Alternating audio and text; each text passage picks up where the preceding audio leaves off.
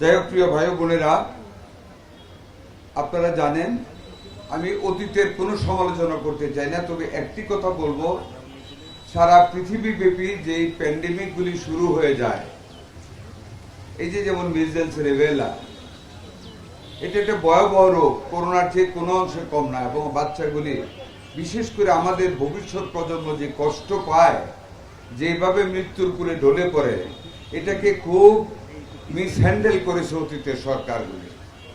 এটা কন্টিনিউয়াস একটা প্রসেস দিয়ে যাওয়াই উচিত ছিল সবসময়, কিন্তু 2020 ডিসেম্বরের পর থেকে বিগত সরকারগুলি এই টিকাদানটা কন্টিনিউ করে নেয়, যেই কারণে একেবারে বজ্রপাতের মতন আমাদের উপরে সে রাতারাতি কিছুদিনের ভিতরে অনেক বেড়ে গিয়েছে। আমরাও বসে থাকিনি, ওদের সাথে দৌড়ে আমরা জিততে পারিনি, বাট সমসাময়িক রাস্তায় থাকার চেষ্টা করেছি। যেমন আপনাদেরকে বলি, প্রথম যখন রিবেলার এই মিজেলস আমাদেরকে আক্রমণ করলো, সেটা মহাখালী সংক্রামক ব্যাধি হাসপাতাল। হঠাৎ করে 3 সপ্তাহ আগে শুনলাম একটা রোগী মারা গিয়েছে। রাতে তখন 1টা বাজে আমি গেলাম, আমার ডিজি প্রভাত সাহেব গেলেন, জাহিদ সাহেব গেলেন, আমাদের সচিব সেই দিনই না পরের দিন আমাদের সচিব সাহেবও গেলেন।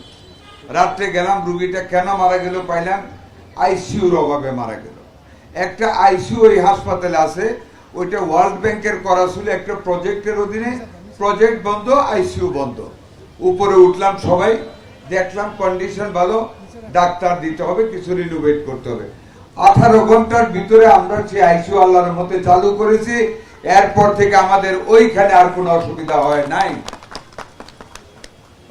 তারপরের যে দুঃখজনক রিপোর্টটা, রাজশাহী 11 দিনে 33টা বাচ্চা আমার মারা গেছে। আমার কলজা ভাইটা গেছে খবর শুনে।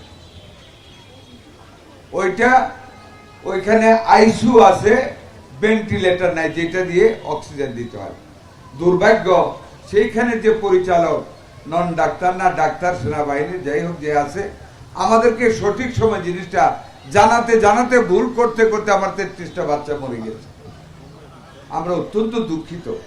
সাথে সাথে আমার জিএম সাহেব, ডিজি সাহেব, আমাদের সচিব 5টা ভেন্টিলেটর সহ আমরা রাজশাহীতে পাঠিয়েছি, ভেন্টিলেটর সরবরাহ করেছি, সমস্ত নির্দেশনা দিয়ে এসেছেন।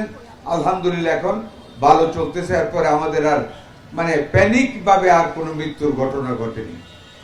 আমরা বেসরকারিভাবে, সরকারিভাবে ভেন্টিলেটর মানে যেটা দিয়ে বাচ্চাকে ওই মিজেলস থেকে নিউমোনিয়া হয়ে যায়, লাং কনজেস্টেড হয়ে যায়, লাঙে বাতাস ঢুকানি কঠিন হয়, অক্সিজেন টানতে পারে না, সেই কারণে ভেন্টিলেটর নামক মেশিনটার দরকার হয়।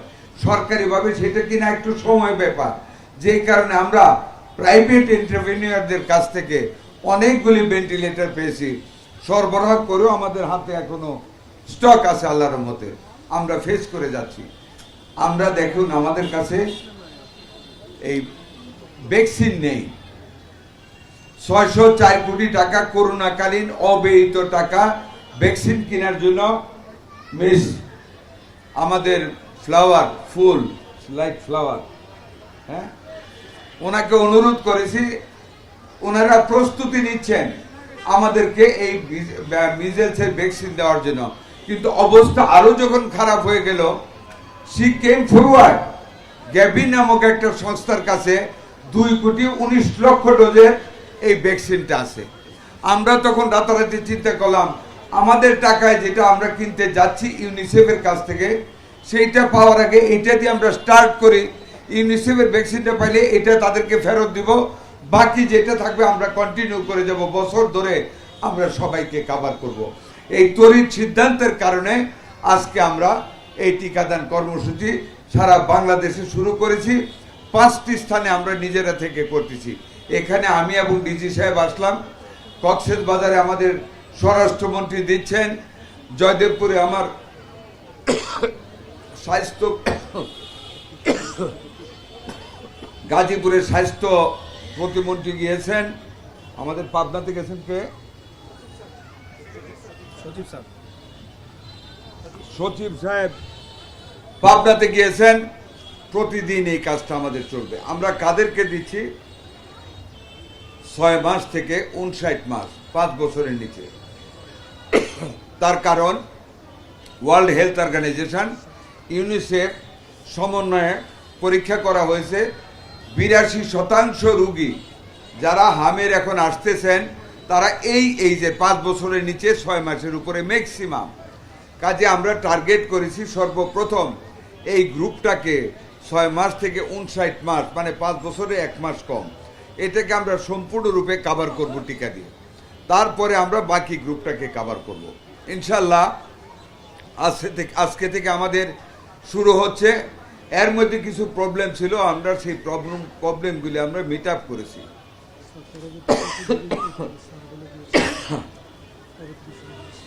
আমরা যাদেরকে টিকা দেওয়া হচ্ছে যারা অসুস্থ না তাদেরকে আমরা ভিটামিন এ ক্যাপসুলও খাইয়ে দিচ্ছি না, ভিটামিন এ, সবাইকে ভিটামিন এ দেব। তবে যারা রোগে অসুস্থ হয়ে গিয়েছে, যাদের জ্বর, যাদের হাম আক্রমণ করেছে, তাদেরকে ভিটামিন এটা দেওয়া হবে না।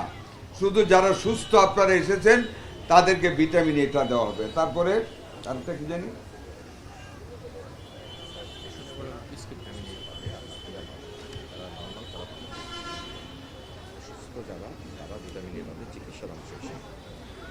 যারা এখন অসুস্থ টিকা দেব না, কিন্তু তারা ভিটামিন এটা পাবে। বুঝাইতে পারছি আপনাদেরকে? অর্থাৎ সকল গ্রুপ ভিটামিন এটা পেয়ে যাবে। এই তো যারা অসুস্থ আর কি, ভিটামিন এ যেটা আমাদের মানে অলরেডি চলছে, এটা চলমান থাকবে। আর এখন যারা অসুস্থ তাদেরকেও ভিটামিন এ দেওয়া হবে। আর ইনজেকশনটা দেওয়া হবে 6 মাস থেকে 5 বছর পর্যন্ত, 1 মাস কম 59 মাস পর্যন্ত সবাইকে দেওয়া হবে। আচ্ছা, আজকে থেকে আমাদের 18টি জেলার 30টি উপজেলায় এই কার্যক্রম শুরু হয়েছে। তার কারণ ওয়ার্ল্ড ব্যাংক এবং ইউনিসেফ আইডেন্টিফাই করেছে, নির্দিষ্টকরণ করেছে ওই 18টি জেলায় এবং 30টি উপজেলায় এই হামের প্রাদুর্ভাবটা বেশি। যেই কারণে আমরা টার্গেটেড ওয়েতে আমরা নির্দিষ্টকৃতভাবে ওই 30টা উপজেলায় আজকে থেকে আমরা পুরো দমে আমরা এই ভ্যাকসিনেশনটা শুরু করে আমরা শেষ করব। পর্যায়ক্রমে সারা বাংলাদেশকে আমরা কভার করে নেব ইনশাআল্লাহ। আচ্ছা, পরবর্তী যেটা আমাদের কর্মসূচি 12ই এপ্রিল থেকে ঢাকা দক্ষিণ ও উত্তর সিটি কর্পোরেশন, ঢাকা দক্ষিণ উত্তর সিটি কর্পোরেশন 12ই এপ্রিল থেকে, ময়মনসিংহের ত্রিশাল না, ময়মনসিংহ বরিশাল, এটা কোনটা, ও ময়মনসিংহ এবং বরিশাল ওই 12 তারিখ থেকে আমরা শুরু করবো। অর্থাৎ এই মাসের 12ই এপ্রিল থেকে আর 7 দিন পর থেকে আমরা ঢাকা সিটি কর্পোরেশনের উত্তর, দক্ষিণ, ময়মনসিংহ এবং বরিশাল গ্রেটার এরিয়াতে ইনশাল্লাহ আমরা টিকাদান কর্মসূচি চালিয়ে যাব। আমাদের সরকার, আমাদের মাননীয় প্রধানমন্ত্রী জনাব তারেক রহমানের গতিশীল নেতৃত্বে, বিচক্ষণতায় আমরা এই টিকাদান কর্মসূচিটাকে অনেকটা এগিয়ে আনতে সক্ষম হয়েছি। ওনার বিচক্ষণতা বা ওনার যদি এই রকম জনগণের প্রতি দৃষ্টি রাখা, স্বাস্থ্যের প্রতি দৃষ্টি রাখার যদি ঘাটতি থাকতো, আজকে এই কাজটা আমরা সফলভাবে করতে পারতাম না। কাজী আমি এই এলাকার যারা আমাদের দলীয় নেতৃবৃন্দ সবাইকে অনুরোধ করব, গ্রামের দিকে খেয়াল রাখবেন। আমাদের বাচ্চারা যদি হাম আক্রান্ত হয়, সাথে সাথে আমাদের মাননীয় প্রধানমন্ত্রীর নির্দেশ, আপনারা অভিভাবকদের বুঝিয়ে নিকটস্থ হাসপাতালে আপনারা পাঠিয়ে দেবেন, যাতে করে একটা সন্তান আমাদের এই অনাগত সময়ে যাতে মৃত্যুর কুলে ডলে না পড়ে, কোনো মায়ের বুক যেন খালি না হয়, আপনারা সেই দিকে খেয়াল রাখবেন। মাননীয় সংসদ সদস্য এই ব্যাপারে আপনাদের সাথে যোগাযোগ রাখবেন, খেয়াল রাখবেন। 3রা মে থেকে অর্থাৎ আগামী মাসের 3 তারিখ থেকে অবশিষ্ট সারা দেশের সকল জেলা, সকল উপজেলায় একযোগে আমরা এই টিকাদান কর্মসূচি চালিয়ে যাব ইনশাল্লাহ। প্রথমত আবার রিপিট করি, প্রথমত সবচেয়ে ভালনারেবল বিশ্ব ব্যাংক, বিশ্ব স্বাস্থ্য সংস্থা এবং ইউনিসেফের কাছে যেটা প্রতীয়মান হয়েছে, মিজেলস যেখানে আক্রান্ত বেশি, এরূপ 30টি উপজেলায় আজকে থেকে আমরা 18টি জেলার 30টি উপজেলায় কার্যক্রম শুরু করেছি। 4 তারিখ 12ই এপ্রিল থেকে আমরা ঢাকা দক্ষিণ এবং উত্তর সিটি কর্পোরেশন তার সাথে ময়মনসিংহ এবং বরিশাল জেলাকে কভার করে দেবো ইনশাল্লাহ। 3রা মে থেকে বাংলাদেশের বাকি সমস্ত জেলা, সমস্ত উপজেলায় একযুগে আমরা আমাদের এই টিকাদান কর্মসূচি এবং ভিটামিন এ কর্মসূচি চালু থাকবে, চালিয়ে যাব।